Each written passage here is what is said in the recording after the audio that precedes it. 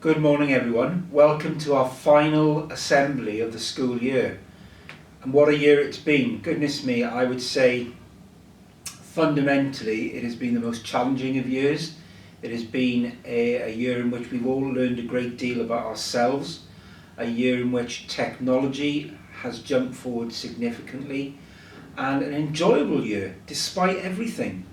It's been a magnificent thing to watch the children respond to what they've been doing, and we move on from a pretty good place, I think, in terms of our remote learning. We've done exceptionally well, we're very proud of that, but we are moving on, and the fact that I'm sitting in this shell of an office at the moment will be testament to the fact that there are changes happening over the summer.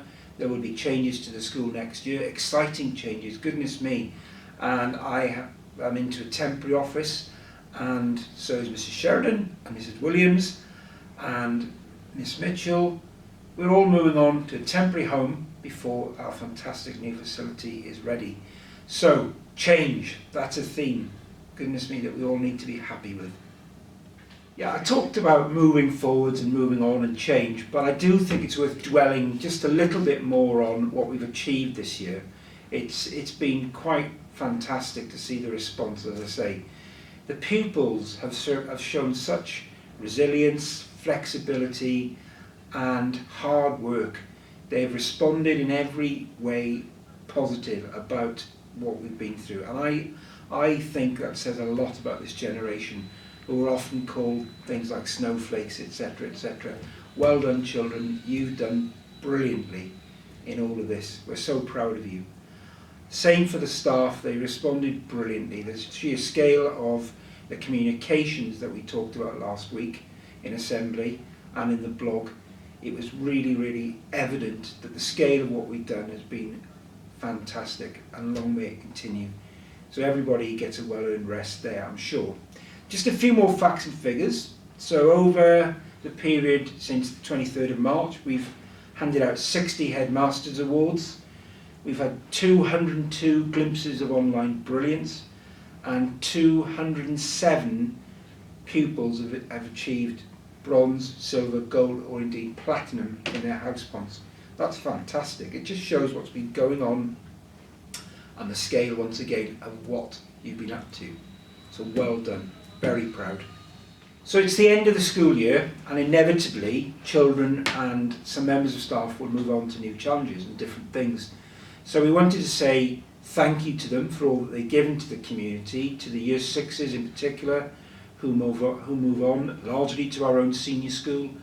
I know Mr Bond centred on this a couple of weeks ago in the celebration assembly that we did for year sixes.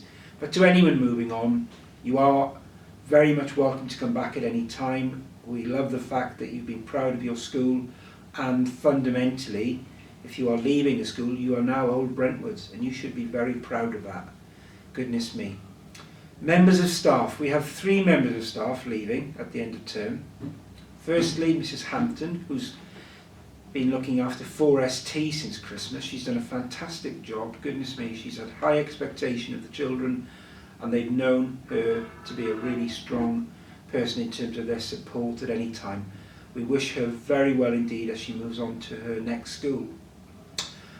It's hard to believe that Mr Spolhancy's only been here for 2 years.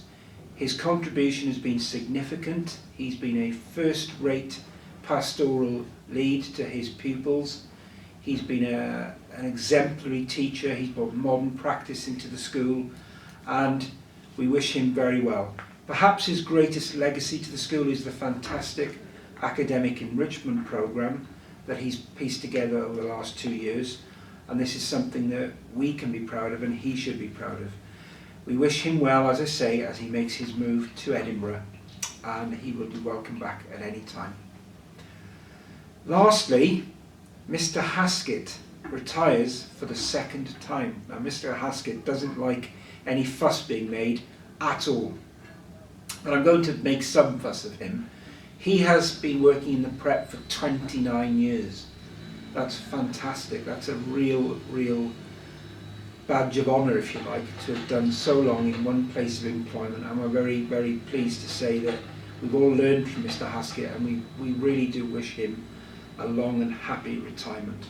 So well done, and thank you, Mr Haskett. So in time-honoured tradition, here we go. House points. Who's got the most house points per child across the prep? Goodness me. Right. I'm going to do something here which we always do. I'm going to do a little... Here we go. In fourth place with 32.46 average house points per child, Heseltine. In third place with 38.45 house points per pupil, Bayman. Here we go. In second place with 39.66 average house points per pupil goes to Lawrence. So it is my great pleasure to congratulate Quennell, who take this shield for the second term in succession with 42.83 house points per pupil. A great effort, very well done to you indeed. Let's see who's going to be the Michaelmas Term 2020 winner. But for now, congratulations to Quennell. So that's pretty much it. As they say, it's a wrap for the school year 2019-20, quite unlike any other. Over the summer, there'll be lots and lots of bits and pieces on social media coming out. Look out for them. There are lots of interesting bits and pieces coming your way, so do look out for those. Now, as I say, every year, every end of term, the absolute number one thing is that you stay safe and you stay well, and we'll see you in September. Fantastic. Bye bye.